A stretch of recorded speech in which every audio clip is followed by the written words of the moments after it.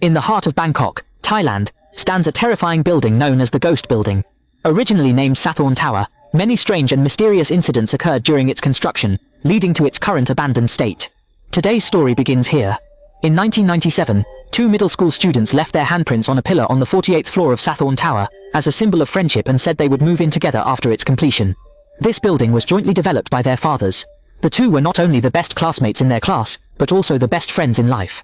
With the same interests, similar financial conditions, and comparable family backgrounds, they enjoyed childhood joys that other children did not. However, with the arrival of that day, their happiness was also gone. 1997. The Asian financial crisis swept through Thailand, and it was hit by the first wave. Under the severe economic conditions, the families of the two girls were on the verge of bankruptcy, and their dreams were blocked by iron walls. Xiao Tzui's father began drinking heavily and even fought with the mother and daughter. Arwen's life was no better. Her mother could barely make ends meet by the roadside stalls, and her father seemed to have mental issues.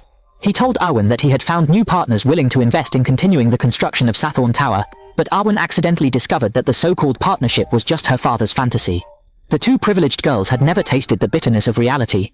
They confided in each other, comforted each other's souls, and to stay in touch, Arwen secretly used her tuition to buy 2 pages without telling her mother.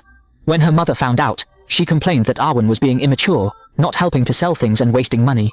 Arwen argued that being seen by classmates was embarrassing. For the first time in her life, her mother hit Arwen. How could she understand the hardships of parents? Naturally, she couldn't appreciate the difficulty of sweat. If you're also battered by life's troubles, why not leave a mark and encourage each other?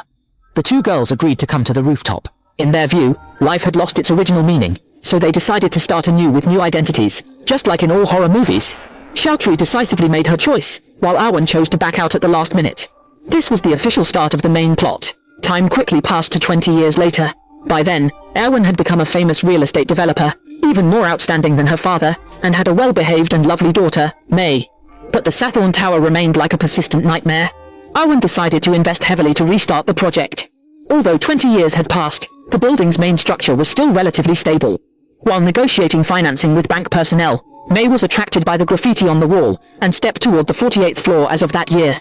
She accidentally discovered the handprints on the pillars, and was curious about who left them. When she looked behind her, a small door slowly opened.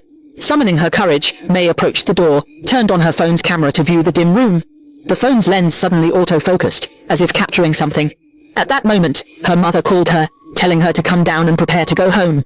May had found an old pager on the ground with a yellowed and blurred photo, but out of curiosity, she put it in her bag. However, she always felt like someone was watching her.